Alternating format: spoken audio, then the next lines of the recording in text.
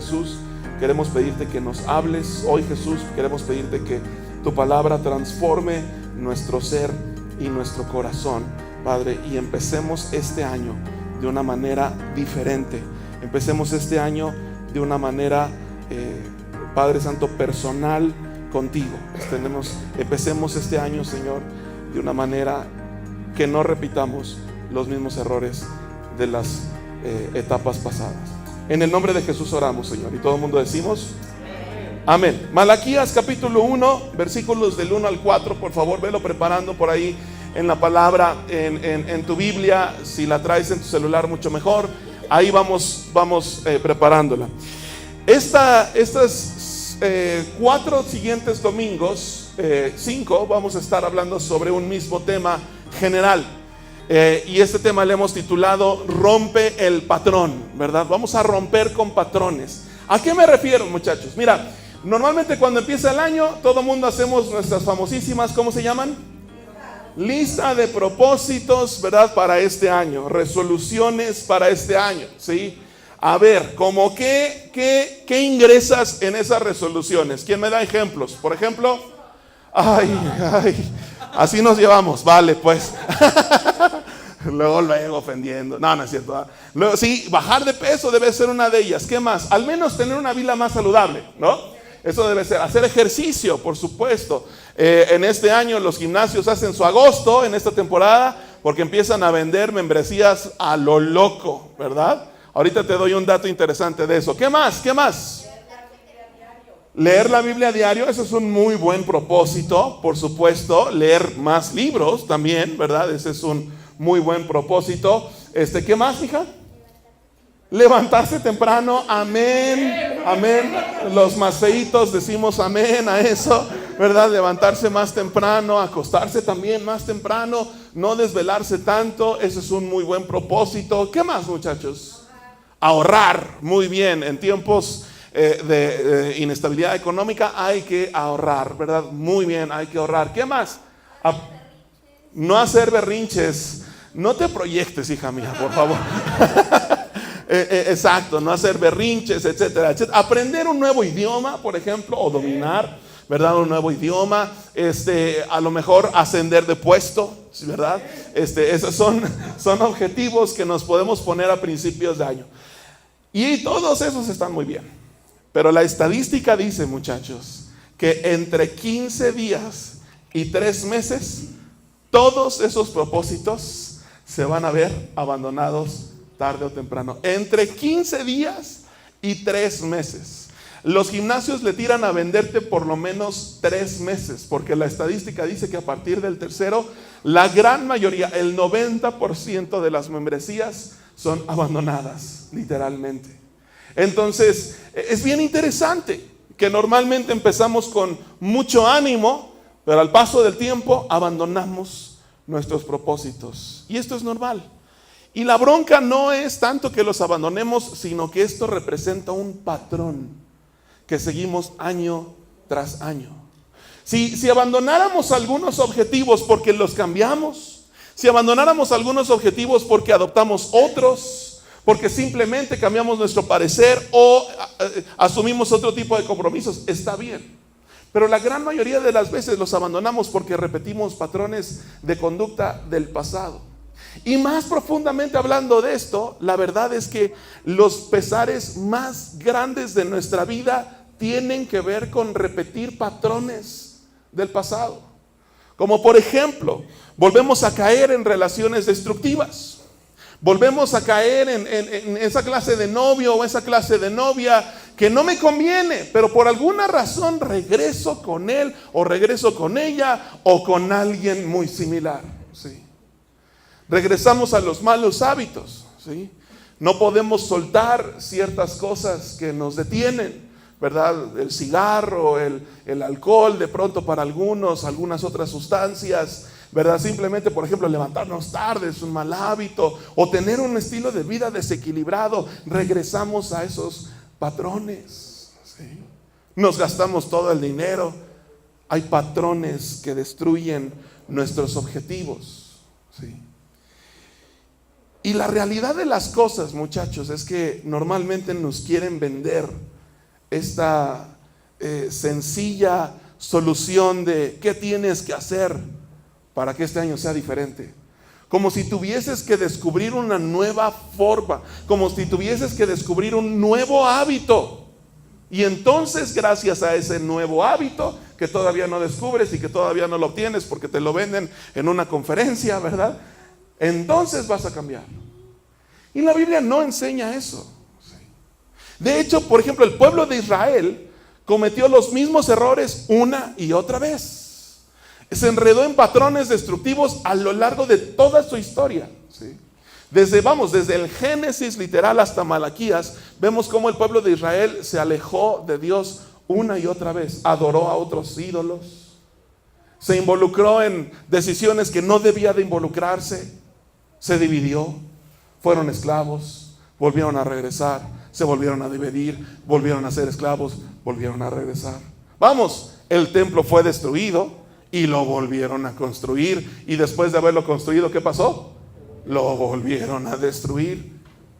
Patrones destructivos que nos afectan una y otra vez.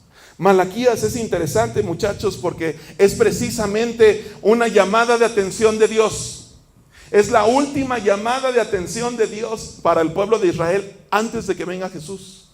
Es el último libro que tienes en el Antiguo Testamento, y a partir de ahí vinieron 400 años en los que no hubo nada de parte de Dios.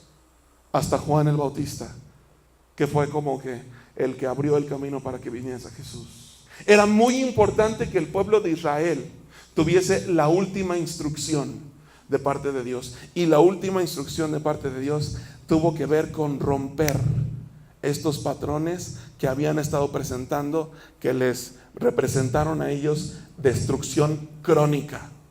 Entonces a mí se me hace muy interesante ir a Malaquías a principio de año, porque si entendemos su mensaje, entonces quizá podríamos empezar a descubrir aquellas particularidades que nos hacen repetir los mismos patrones. Quizás si ponemos atención a este mensaje, entonces vamos a poder detectar algunas áreas de nuestra vida que han estado descuidadas por mucho tiempo, y que quizá por ello volvemos a caer y a repetir estos mismos patrones. Vamos por favor a Malaquías capítulo 1 y vamos a ir analizando rápidamente versículo por versículo. Malaquías capítulo 1 versículo 1. Esta profecía es la palabra del Señor dirigida a Israel por medio de Malaquías. Necesito que alguien por favor en su celular busque versión 1909, Reina Valera 1909. A ver, vamos a ver cuáles son los dedos más rápidos del oeste para descubrir cuál es la versión 1909. Me levanta sus manitas y la leemos en voz alta, por favor, Bismarck. Carga de la palabra de Jehová contra Israel por mano de Malaquías. Carga. Aquí hay una parte importantísima que puede pasar completamente desapercibida. Esta sección, este libro, esta instrucción de parte de Dios empieza de la siguiente manera. Dice, esta profecía que viene de esta palabra importantísima que se traduce como carga, como peso. ¿Sí? Podemos venir a la Biblia a ver letras bonitas. Podemos venir a la Biblia a ver citas para poner con fondos de imágenes muy bonitas. Atardeceres, bosques mágicos y con una quote de la Biblia bien bonito, ¿verdad? Podemos venir a la Biblia a eso. O podemos venir a la Biblia a adquirir una carga distinta para nuestras vidas. Y este término carga no significa solamente peso, significa también sello, marca. Cuando nosotros, muchachos, hagamos el ejercicio de venir a la Biblia, más vale que vengamos a recibir esa carga, como si te conectaras a esa corriente y después de la cual ya no vuelves a ser el mismo, porque estás marcado, porque se quedó algo en tu corazón, porque se quedó algo en tu mente que no te va a dejar en paz hasta que empieces a cambiar tu vida. Ese es el peligro de pronto de leer la Biblia como si fuera un cómic. Y entonces una y otra página y otra página y otra página. Ya caray, ya para marzo ya se leyó todo el Antiguo Testamento. Sí, espérame, pero ¿qué entendiste? ¿Y qué te cargó? ¿A qué te conectaste? ¿Qué te marcó? Esta profecía, muchachos, esta palabra debe de ser una carga para nuestras vidas. Entonces yo te invito a que te conectes a esta corriente y dejes que te transforme y que te marque. Sí, como cuando accidentalmente alguna vez metimos los deditos en el contacto, ¿verdad? Te quema, ¿sí? Se queda una marquita. Bueno, hagamos eso con la palabra de Dios. La palabra de Dios está diseñada para hacer este sello, esta marca, esta corriente que entra a tu vida, ¿verdad? Y transforma tu ser. Esta profecía es la palabra del Señor dirigida a Israel por medio de Malaquías. ¿Saben qué significa el término Malaquías, muchachos? El nombre Malaquías significa simplemente dador de mensaje de parte de Dios. Alguien que habla de parte de Dios. Sí. Y aquí hay una enseñanza en este nombre. En todo este libro vamos a aprender un chorro de cosas de Dios y nada de Malaquías. Sí. De hecho, en toda la historia se conoce bien poquito acerca de Malaquías. Y aquí hay una enseñanza importante. A veces necesitas quitarte de en medio y dejar que la palabra de Dios le llegue a la persona con la que estás batallando. Sí. A veces tienes que quitarte de en medio, mano, y dejar que Dios verdaderamente actúe. A veces tienes que quitar tu mente de por medio. A veces tienes que quitar este afán, esta intención de convencer a la persona de que tú tienes la razón. Deja que Dios actúe, mano. Si Malaquías algo nos enseña es que Él transmite el mensaje de parte de Dios y que Dios actúe con el pueblo, que Dios actúe con nosotros. Vámonos más adelante, por favor. Entonces dice, versículo 1, esta profecía es la palabra del Señor dirigida a Israel por medio de Malaquías. Versículo 2, primera oración, dice lo siguiente: yo los he, ¿qué dice? Amado. Yo los he amado. ¿Dice quién? Jehová. Dice Jehová, dice el Señor. Yo los he amado, dice el Señor. Los inicios son sumamente importantes. Este año, muchachos, repetir el patrón significaría dejar de poner atención en cómo empiezas las cosas. Porque, muchachos, muchas veces como empiezas las cosas es como las terminas. ¿Sí? Pon, por ejemplo, una conversación. Muchas veces, ¿qué dicta la dinámica de la conversación? El cómo se empieza. ¿Sí? Este año, muchachos, tenemos que romper el patrón del desinterés. Este año tenemos que romper el patrón del berrinche, como decía Mara. Este año tenemos que romper el patrón de enojarnos por enojarnos. Este año tenemos que romper el patrón de ser contestatarios. Este año tenemos que romper el patrón de la gente que reacciona simplemente, de ser reactivos. Y para empezar a ser proactivos, para empezar a tener buenas relaciones, para empezar a verdaderamente a crecer en nuestra manera de relacionarnos con los demás, tenemos que empezar a poner el ojo en los inicios. En esta conversación, que es un discurso entre Dios y el pueblo, el inicio es muy importante. Y Dios establece un principio, el principio del amor. El principio del amor. ¿Cómo romper los patrones del año pasado? Es bien sencillo. Tenemos que empezar a establecer el principio del amor en nuestras vidas, especialmente con los que son menos amables con nosotros. ¿Cómo dice la Biblia? Fíjate, yo los he amado, dice el Señor. Y ahí te va cómo responde el pueblo. El pueblo responde: ¿y cómo nos has amado? Replican ustedes. Yo los he amado, dice el Señor. Y ellos cómo responden: ¿y cómo nos has amado? Sí. En realidad no es que no sepan, en realidad es que le están debatiendo. En realidad es que le están reclamando, ¿sí? Esto sucede en las relaciones día a día, ¿verdad? Oye, ¿por qué eres tan mala onda conmigo? O sea, no es que no sepas, no es que quieras hacer una pregunta, es que le estás reclamando que eres mala onda, ¿sí?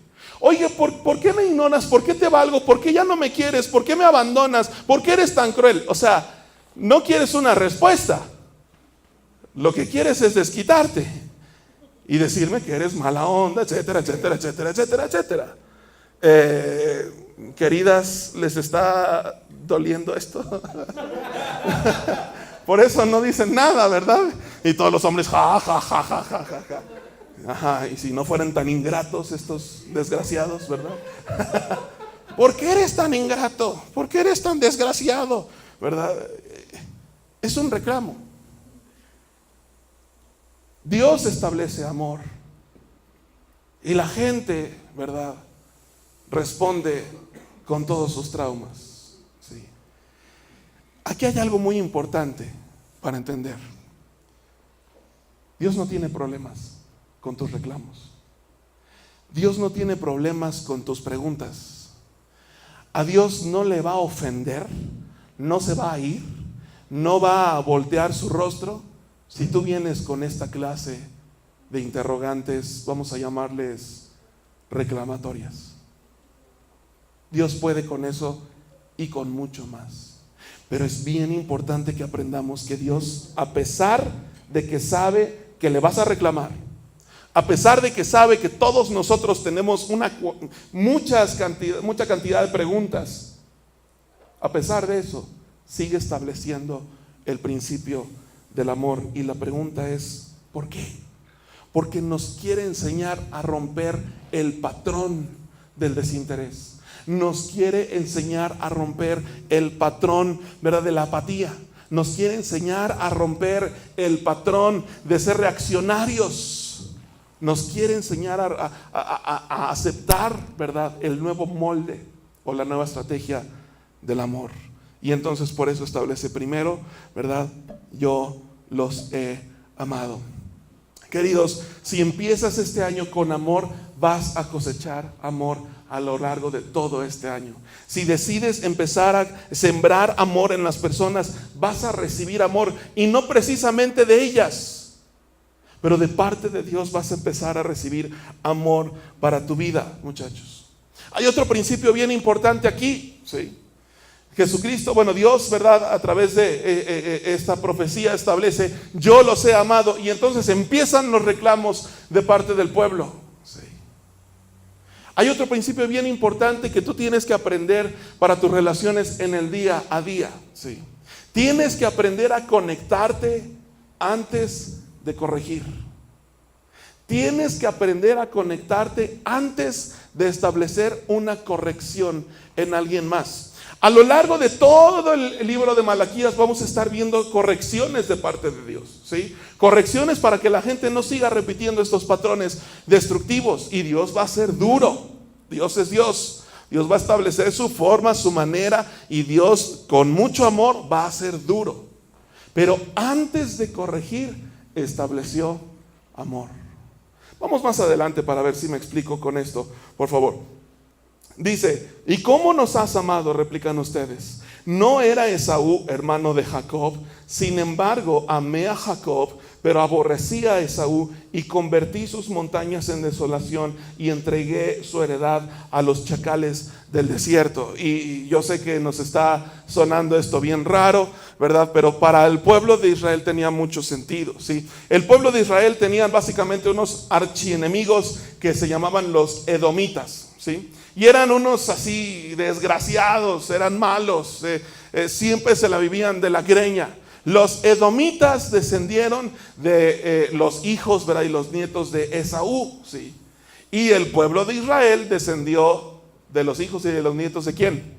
De Jacob. Ahora, aquí está la parte importante. Jacob y Esaú eran gemelitos.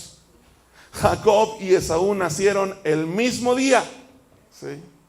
Dice la Biblia que nació primero ¿quién? Esaú, y colgado de Esaú nació Jacob. Contrario a lo que pudiéramos pensar en esta parte del texto, en realidad el que era más gandalla de todos era ¿quién? Jacob. El nombre de Jacob, ¿sabes qué significa? Significa engañador, ¿sí? Esaú, dice la Biblia, que era como el niño preferido de papá, ¿sí? Esaú se iba temprano, iba con un arco, con flechas, e iba a cazar, ¿verdad? Y él traía la cena a casa, ¿sí? Traía el ciervo y él lo desollaba. Y mamá cocina, aquí está tu hijo que te trajo la comida. ¿Y Jacob qué hacía? Se quedaba en casa preparando la mesa, poniendo los manteles para que el Esaú llegara, ¿verdad?, con la comida. Esaú, ¿verdad?, le gustaba el outdoors, ¿verdad?, y acampar, y la pesca, y la cacería, y todo esto. Y a Jacob, ¿qué le gustaba? Las velas aromáticas, ¿verdad? La música clásica, quizá, mientras que a Esaú, ¿qué le gustaba? El country, tal vez, ¿verdad? El metal, no sé, algo así, ¿verdad? Jacob seguramente andaba descalzo y Esaú con tacones. No. Viene en la Biblia, estúdialo, muchachos, ¿verdad? Jacob era el preferido de mamá, Esaú era el preferido de papá. Futuros papás, jamás tengan un preferido. Miles de años después, esto sucede. Las naciones se pelean entre sí. Sí. Es bíblico. Nunca tengas un preferido. Sí. Si algo cometió de error el viejo, ¿verdad?, Isaac, fue eso. Fue tener preferidos. Y la realidad es que los dos eran bien malos. O sea, Esaú no era bueno. Esaú era tan impulsivo que un día, dice la Biblia, tenía tanta hambre que Jacob lo engañó. Sí, le preparó un plato de sopa y le dijo, te lo doy, pero si a cambio me das tu primogenitura, ¿verdad? Y el otro bruto, ¿qué dijo? ¿Verdad? Se jambó la sopita. O estaba loco o le gustaba mucho la sopa. En ambos sentidos está mal, ¿verdad? Está mal. Pero yo quiero que veas que el argumento de Dios sigue siendo, aunque tuve opción de elegir, aunque no hiciste un mérito, aunque no te esforzaste por ganar mi amor, aunque ni siquiera me pelaste y robaste lo que era de alguien más, a pesar de eso, yo amé a Jacob. Es bien importante que tú y yo entendamos, ¿verdad?, que no, la Biblia no está diciendo que él odió a Esaú, ¿verdad?, activamente. Más bien está dándonos a entender que de la elección que él tuvo, optó por alguien que tú y yo no hubiera estado en nuestra lista de preferidos. Dios le está diciendo al pueblo de Israel, ¿quieres saber cuál es mi argumento de amor? Mi argumento de amor está en el pasado. Ve hacia atrás y ve de dónde te saqué. Ve de aquellas cosas que te rescaté. Y aquí hay un punto importantísimo para entender tú y yo en esta mañana. El amor se demuestra con hechos, muchachos. Con hechos. Basta ya de repetir el patrón de las promesas. No, es que te juro que tú eres mi preferida. Mi esposa ya no me gusta, ya. ¿Verdad? Ya voy a... O sea, ya. Es hora de que tú y yo dejemos de creer en las promesas y nos centremos en los hechos. Lo que demuestra el amor son hechos. Yo estuve contigo. Yo te amé. Y como comprobación está esto. Este año tenemos que empezar a romper el patrón que nos llevó a fracasar en relaciones anteriores. Y no te estoy diciendo que vayas y busques esas relaciones. No te estoy diciendo que le vuelvas a hablar. No. Te estoy diciendo que aprendamos de este ejemplo, el ejemplo bíblico. Y entendamos que hay mucho que podemos hacer para romper ese patrón. Conecta antes de corregir. Conecta antes de corregir.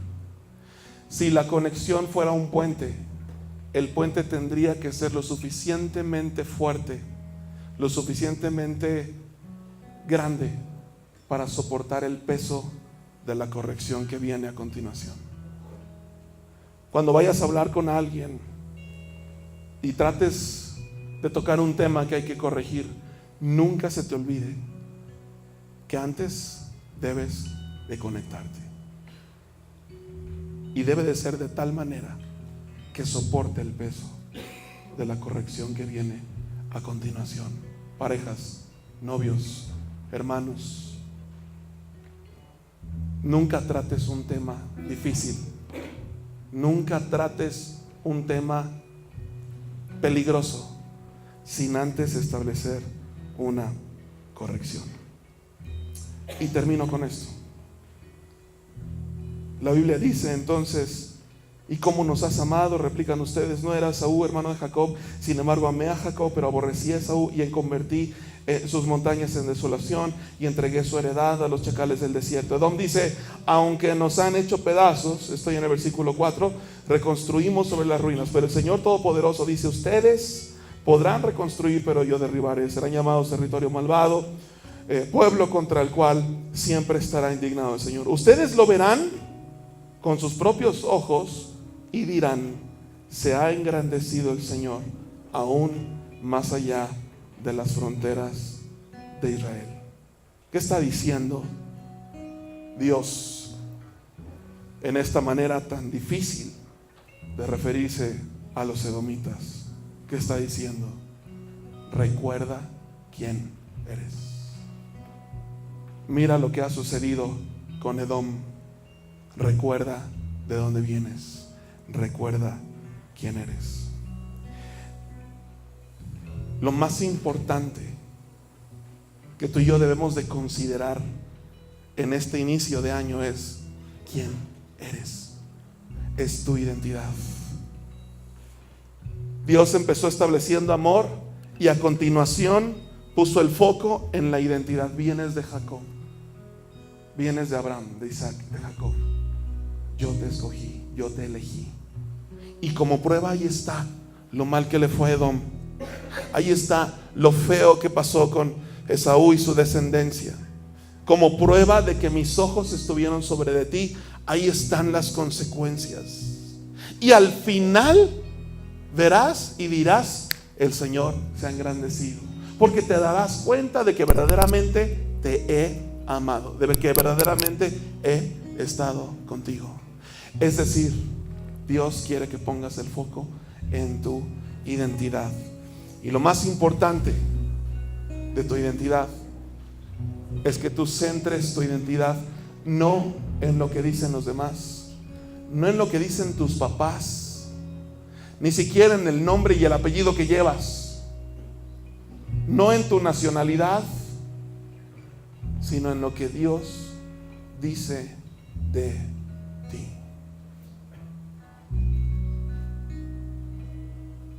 Es por falta de identidad en Dios que nosotros cometemos muchos de los errores que cometemos. Es por falta de entender que en nosotros hay más amor del que pensamos que hay, que nosotros contestamos a la primera y nos enojamos y explotamos y le hacemos caso a la emoción. Es por falta de entender que en ti y en mí hay más paciencia y más tolerancia de la que tú crees que hay. Que nosotros de pronto estallamos, ¿verdad? Y tiramos la toalla y le intentamos una vez y si no funcionó, nos vamos. Es por falta de identidad que nosotros incurrimos en la gran mayoría de los errores en los que incurrimos. Mi invitación para ti en esta tarde es que tú puedas meditar en estos días. ¿Quién dices tú que soy? Esta es una pregunta importante. Jesús se le hizo a sus discípulos: oigan muchachos, ¿quién dice la banda que soy? Y entonces los discípulos le dijeron: pues unos dicen que eres el profeta, ¿verdad? Que eres Elías. Otros dicen que eres así y otros dicen que eres asado. Y entonces se volteó con Pedro y le dijo: ¿quién dices tú que yo soy? Sabes, nunca vamos a descubrir nuestra identidad si no descubrimos quién es Dios para nosotros. A veces podemos caer en el error de pensar: Señor, dime quién soy. Dime quién soy, dime quién soy, dime quién soy. Señor, dime quién soy, dime quién soy, dime quién soy. Está bien la pregunta, pero Dios te va a responder: dime quién soy para ti. ¿Quién es Dios para ti? Lo primero que Dios es para todo el ser humano que habita en este planeta es amor. Es lo primero. La Biblia dice literal: Dios es amor. La Biblia dice, y bueno, ¿y cómo sabemos que amamos a Dios? Porque amamos ¿a quiénes? A los prójimos. La Biblia dice literal: si dices que amas a Dios pero odias al brother, no amas a Dios. Porque si odias a quien puedes ver, si no amas a quien puedes ver, entonces ¿cómo vas a amar al que no puedes ver? Si tú puedes llegar a definir quién es Dios para ti, tú puedes empezar a definir quién eres tú para Él, y puedes empezar a ponerlo en práctica con los demás. ¿Quién es Dios para ti? ¿Quién es Dios para ti? Yo quiero que en esta mañana, en esta tarde, nos vayamos con esta reflexión. ¿Quién es Dios para mi vida? ¿Qué ha hecho Dios por ti? Y regresa al pasado. Vamos, quiero que te vayas atrás. ¿De qué te ha librado Dios? ¿De dónde te ha levantado Jesús? ¿De dónde te ha sacado su amor? ¿Cómo te ha demostrado que Él ha estado contigo todo este tiempo y que no se ha ido? ¿Cuál es tu testimonio de decir: Dios es real? Tu identidad empieza con eso. Y para muchos es bien particular. De hecho, para todos es diferente, muchachos, sin ser incongruente el uno con el otro. Para cada uno de nosotros es bien particular. A unos Dios les ha enseñado persistencia, constancia. Entonces tu identidad tiene que ver con eso. Para otros Dios les ha enseñado mucha gracia. Es que me has perdonado y me has perdonado, y aunque la he regado aquí y la he regado allá, y he incurrido en esto y he hecho esto otro, tú has estado conmigo. Entonces, ¿cuál crees que es tu identidad? Tu identidad tiene que ver con gracia. ¿Quién es Dios para ti? Eso es lo que vas a empezar a hacer tú delante de Dios y delante de los demás. Es hora de romper el patrón. Es hora de romper el patrón. Partamos del amor. Amar rompe el patrón, muchachos. Amar rompe el patrón. ¿Por qué no cierras tus ojos?